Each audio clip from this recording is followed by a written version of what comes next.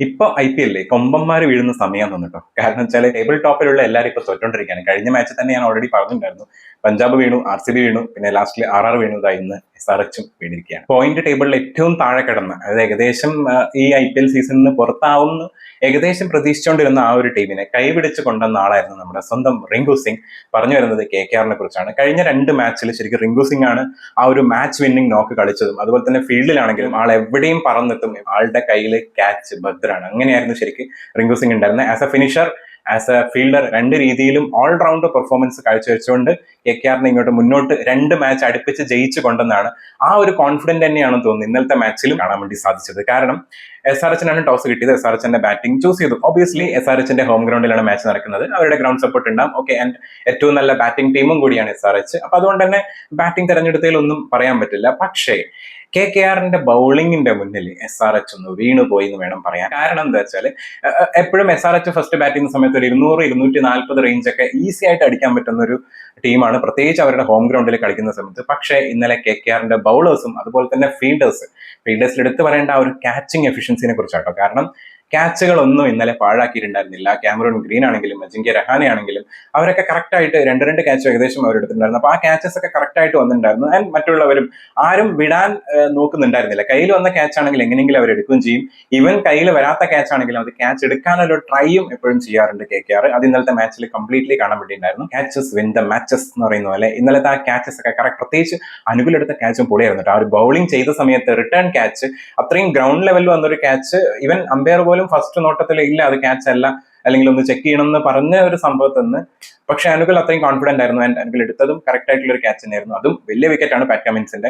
അങ്ങനെ ഇന്നലെ 7 വിക്കറ്റിനുള്ള big win തന്നെയാണ് KKR നേടിയത്. 9 ബോൾ ബാക്കി നിൽക്കാട്ടോ കളി ജയിച്ചത്. അവിടെയും എഗെയിൻ ഫിനിഷർ റോള് നമ്മുടെ റിങ്കു സിംഗ് തന്നെ വന്നു. ഫീൽഡിങ്ങിനെ കുറിച്ച് പറയുമ്പോൾ തന്നെ KKR ബൗളിംഗ് അറ്റാക്കിനെ കുറിച്ച് എടുത്തു പറയേണ്ടതാണ്. അതിലെടുത്ത് പറയേണ്ട പേരുകൾ തന്നെയാണ് നമ്മുടെ വരുൺ ചക്രവർത്തി, സുനിൽ നരേൻ, കാർത്തിക് ത്യാഗി, ഈവൻ വൈഭവ് അറോറ അടക്കം. അത് കൂടാണ്ട് അനുകുൽ റോയിന്റെയും പറയാം. കാരണം അനുകുൽ റോയ് ഒരു ഓവറെ ബോൾ ചെയ്തിട്ടുണ്ടെങ്കിലും 8 റണ്ണ് കൊടുത്തിട്ട് ആ ഒരു മെയിൻ വിക്കറ്റ്, അതായത് നമ്മുടെ പാറ്റ് കമിൻസിന്റെ വിക്കറ്റ് എടുത്തിട്ടുണ്ടായിരുന്നു. വൈഭവ് അറോറ ബോൾ ചെയ്ത സമയത്ത് അത്യാവശ്യം എക്കണോമിക്കൽ ആയിട്ടാണ് ബോൾ ചെയ്തത്. ഒരു വിക്കറ്റ് ആൾക്ക് കിട്ടിയിട്ടുണ്ടായിരുന്നു. പക്ഷെ എന്നാലും കിടലും ബോളിംഗ് തന്നെയായിരുന്നു. കാർത്തിക് ത്യാഗി 4 ഓവറിൽ 30 റൺസ് വിട്ടുകൊടുത്തിട്ട് 2 വിക്കറ്റ് എടുത്ത സമയത്ത് സുനിൽ നരേൻ 4 ഓവറിൽ 31 റൺസ് കൊടുത്ത് 2 വിക്കറ്റ് എടുത്തിട്ടുണ്ടായിരുന്നു. അതിൽ ടോപ്പ് ലീഡിംഗ് വിക്കറ്റ് ടേക്കർ എന്നല്ല വരുൺ ചക്രവർത്തി 4 ഓവറിൽ 36 റൺസ് കൊടുത്തിട്ട് 3 വിക്കറ്റ് എടുത്തിട്ടുണ്ടായിരുന്നു. ശരിക്കും നല്ല മൈറ്റി ബാറ്റിംഗ് ടീമായിട്ടുള്ള SRHന് ആ ഒരു 165 റൺ എന്നുള്ള സ്കോറിൽ ഒതുക്കി തീർത്തത് ഈ ഒരു ബൗളിംഗ് ആൻഡ് ഫീൽഡിംഗ് എഫേർട്ട് തന്നെയാണ്. അതിന് കംപ്ലീറ്റ് കൈഡി കൊടുക്കേണ്ടത് ടീമിന് മൊത്തത്തിലാണ്. അതിന്റെ കൂടെ തന്നെ നമ്മുടെ അജിങ്ക്യ രഹാനെ ക്യാപ്റ്റനും കൂടിയുള്ളതാണ്. ശരിക്കും നല്ല SRHന്റെ ബാറ്റിംഗ് വലിയ കുഴപ്പമൊന്നും ഉണ്ടായിരുന്നില്ല. തുടക്കം നന്നായിരുന്നു. പ്രത്യേകിച്ച് അഭിഷേക് ശർമ്മ അങ്ങനെ വലിയ രീതിയിൽ അടിക്കുന്നുണ്ടായിരുന്നില്ല. ഒന്ന് അടിച്ചിങ്ങനെ മെല്ലെ നിൽക്കായിരുന്നു. പക്ഷേ ട്രാവിസ് ഹെഡ് ആയിരുന്നു ഇന്നലെ അഭിഷേകിനെ കാഴ്ചക്കാരനാക്കിയിട്ട് അടിച്ചു തുടങ്ങിയത്. ആ ഒരു വെടിക്കെട്ട് 6ഉം 4 ഒക്കെ വെച്ചടിക്കുന്നുണ്ടായിരുന്ന ആള് 28 ബോളിൽ 61 റൺസാണ് ട്രാവിസ് ഹെഡ് എടുത്തത്. അതിൽ 9 4ഉം 3 6 ഉണ്ടായിരുന്നു. ആള് ശരിക്കും ഔട്ട് ആയപ്പോഴാണ് കളി ഒന്ന് ചെറുതായിട്ടൊന്ന് ഡൗൺ ആയത്. പക്ഷെ എന്നാലും അവിടെ ഇഷാൻ കിഷൻ അവിടെ ഉള്ളത് കൊണ്ട് തന്നെ കളി ഫുള്ളായിട്ട് പോകില്ല എന്ന് തോന്നിയിട്ടുണ്ടായിരുന്നു. അഭിഷേക് ശർമ്മ അധികം റൺസ് എടുത്തില്ല. കുറച്ച് കഴിഞ്ഞപ്പോൾ തന്നെ ആൾ ഔട്ടായി. ഇഷാൻ കിഷൻ അവിടെ നിന്ന് കളിച്ചുകൊണ്ടിരിക്കുകയായിരുന്നു. പക്ഷെ ഒരു സമയം കഴിഞ്ഞപ്പോൾ ഇഷാൻ കിഷൻ ഔട്ടായി. 29 ബോളിൽ 42, 4 4ഉം 2 6 ആണ് അടിച്ചത്. ഇഷാൻ കിഷൻ കുറച്ചും കൂടി ഒരു ആങ്കർ ഇന്നിംഗ്സ് റോളാണ് ഇന്നലെ ഉണ്ടായിരുന്നത്. കാരണം അവിടെ വിക്കറ്റുകൾ അടുപ്പിച്ച് പോകുന്നുണ്ടായിരുന്നു. വേറെ ആർക്കും അവിടെ ലോങ് ഇന്നിംഗ്സിലോട്ടോ അല്ലെങ്കിൽ ഇവൻ ഒരു 12 റൺസ് പോലും അവർക്ക് എടുക്കാൻ പറ്റാണ്ട് ഓരോരുത്തർ ഇങ്ങനെ വന്ന് പോയിക്കൊണ്ടിരിക്കുകയായിരുന്നു. SRHന്റെ എപ്പോഴും വിക്കറ്റുകളൊക്കെ പോകുന്ന സമയത്ത് ഒന്ന് പിടിച്ചു നിർത്തുന്ന ആളാണ് ശരിക്കും നമ്മുടെ ക്ലാസൻ. പക്ഷെ ഇന്നലെ ക്ലാസൻ അടിച്ചു തുടങ്ങിയാണ് സ്റ്റാർട്ട് ചെയ്തത്. കാരണം ഇപ്പൊ കുറച്ചായിട്ട് ഇപ്പൊ 2-3 മാച്ചായിട്ട് ക്ലാസൻ ഒന്ന് അടിച്ചാണ് തുടങ്ങുന്നത്. അപ്പോൾ ആ ഒരു രീതിയിൽ അടിച്ചു തുടങ്ങിയതായിരുന്നു. പക്ഷേ കാമറൂൺ ഗ്രീന്റെ ബോളിലെ ആ പവൽ എടുത്ത ക്യാച്ച് ഉണ്ടല്ലോ, ഒരു രക്ഷയില്ല കേട്ടോ. കിട്ടിലൻ ക്യാച്ച്, 1 ഹാൻഡ് ക്യാച്ച് ആയിരുന്നു. അതും ആ ബോൾ അത്രയും നോക്കി ടൈമിങ്ങോടുകൂടി കറക്റ്റ് ആയിട്ട് വീണെടുത്ത ക്യാച്ച് പൊളി ക്യാച്ച് ആയിരുന്നു ഇന്നലത്തെ. എനിക്ക് തോന്നുന്നു one of the best catch ആയിരുന്നു ആ ഒരു ക്യാച്ച്. 165 അല്ലേ, കുറച്ചും കൂടി ഈസി ആയിട്ട് ജയിക്കാൻ പറ്റും എന്നുള്ളൊരു വിശ്വാസം KKR ഉണ്ടായിരുന്നു തോന്നുന്നു. ആ ഒരു രീതിയിൽ തന്നെയായിരുന്നു ബാറ്റിംഗ് തുടങ്ങിയത്. പ്രത്യേകിച്ച് നമ്മൾ അജിങ്ക്യ രഹാനെ കൂടെ ഫിൻ അലൻ ഉണ്ടായിരുന്നു. ഫിൻ അലൻ എനിക്ക് തോന്നുന്നു കഴിഞ്ഞ കുറച്ച് മാച്ചസ് ആയിട്ട് ഉണ്ടായിരുന്നില്ല, ടീം സെക്രട്ടറിനെയാണ് കൊണ്ടുവന്നിട്ടുണ്ടായിരുന്നത്. പക്ഷേ ഫിൻ അലൻ എനിക്ക് തോന്നിയിട്ടുണ്ടായിരുന്നു ഫിൻ അലൻ തന്നെയാണ് നല്ലത്. ഒരു തുടക്കം ഗംഭീരാക്കാൻ വേണ്ടി വെടിക്കെട്ടോടുകൂടി തുടങ്ങാൻ ആള് ചിലപ്പോൾ വലിയൊരു ഇന്നിംഗ്സിലോട്ട് ചിലപ്പോൾ പോവില്ല.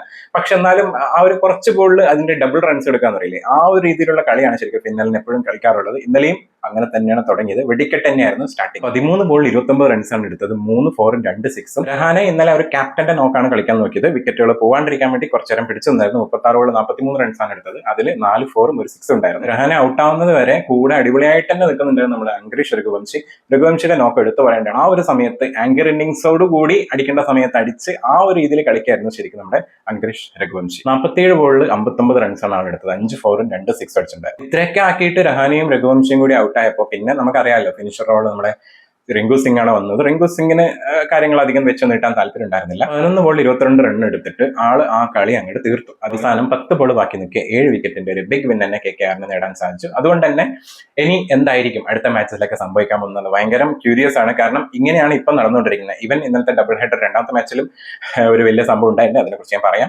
അപ്പൊ എന്തായാലും നിങ്ങൾ ഇന്നലെ ഈ മാച്ച് കണ്ടായിരുന്നു? ഈ മാച്ചിൽ ഏറ്റവും ഇഷ്ടപ്പെട്ട മൊമെന്റ് എന്തായിരുന്നു? അതായത് റോമൻ പവലിന്റെ ക്യാച്ച് എങ്ങനെ ഉണ്ടായിരുന്നു? അതുപോലെ തന്നെ KKR ഇന്നലെ ചെയ്ത ബൗളിങ്ങും ക്യാച്ചിങ്ങും കാര്യങ്ങളൊക്കെ നിങ്ങൾക്ക് ഇഷ്ടപ്പെട്ടോ? എന്താണ് നിങ്ങളുടെ അഭിപ്രായം എന്നുള്ളത് കമന്റിൽ ഇടാം. അത്രേ ഉള്ളൂ. അടുത്ത വീഡിയോയിൽ കാണാം.